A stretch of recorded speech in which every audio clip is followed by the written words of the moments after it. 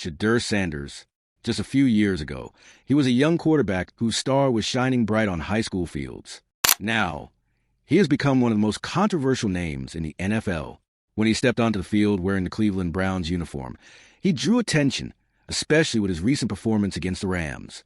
While many say he just had a bad game, others believe there was a much bigger play going on behind the scenes. So was this really just a bad day?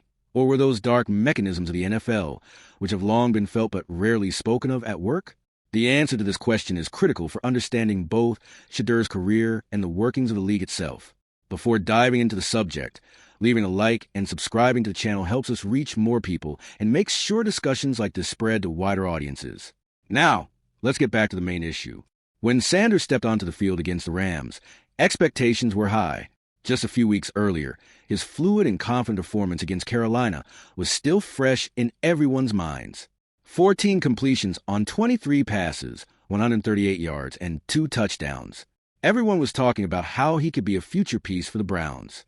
But the Rams game turned into a breaking point. Only 3 completions out of 6 passes, 14 yards gained, and sacked 5 times. Such a sharp drop.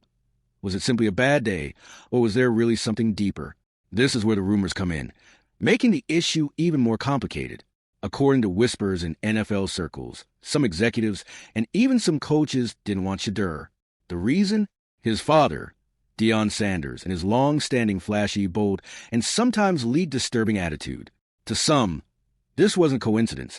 The league wanted to teach Shedeur a lesson. Even former legend Eric Dickerson voiced the claim that the Browns were forced to draft him, despite not wanting to.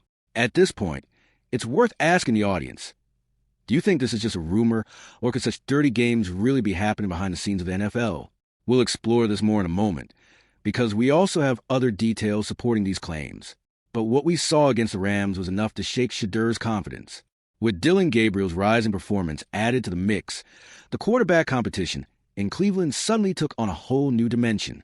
So, can Shedeur Sanders overcome the situation? Or will he be remembered as yet another talent loss to the NFL's brutal system? In the next part, we'll analyze in depth Sanders' injury process before the Rams game, the phone traffic talked about in the backrooms, and the behind-the-scenes of the draft process. What was really behind that lackluster performance against the Rams? Most commentators read it as nothing more than an on-field failure. But digging deeper, we find a story stretching back a few weeks, an oblique injury. These types of injuries typically limit a player's rotation movements, disrupt passing timing, and make it feel as though you're playing at half-strength. Sanders' rhythm, which looked solid against Carolina, collapsed after this injury. But did the Browns not know how serious it was? Or did they knowingly send him onto the field to send another kind of message? And this is where those behind-the-scenes whispers come into play. According to some NFL insiders, certain teams weren't keen on drafting Shedeur Sanders. Not because of his playing style, but because of his father, Deion Sanders, who has long challenged the league, defied traditions, and especially drawn attention in the media. Some executives believe this showiness clashed with league culture and want to project that onto his son. Eric Dickerson's recent statement added a new dimension to these rumors. Citing a source from inside the NFL, he claimed that some teams were told, "Don't draft him. We're going to make an example out of him." He even said that the Cleveland Browns were pressured, that they didn't actually want to draft Shedeur, but were forced into it due to certain phone calls. Did something like this really happen? Hard to prove. But longtime NFL followers know, in this league, power plays and backroom dealings are always possible. So let's ask, could a player's career really become the casualty of his father's feud with the league? If so, this wouldn't just affect Shedeur. It would set a dangerous precedent for future young players entering the league. His performance just a few weeks ago proved he had potential. So, why wasn't that potential protected? Why was he pushed so quickly into such intense competition? The big question at the end of this section is this. Is Shedeur Sanders really being targeted by the NFL, or is this just unfortunate timing, an effect of an injury? In the next part, we'll examine how Dillon Gabriel benefited from this situation, and what kind of strategy the Browns are planning behind the scenes.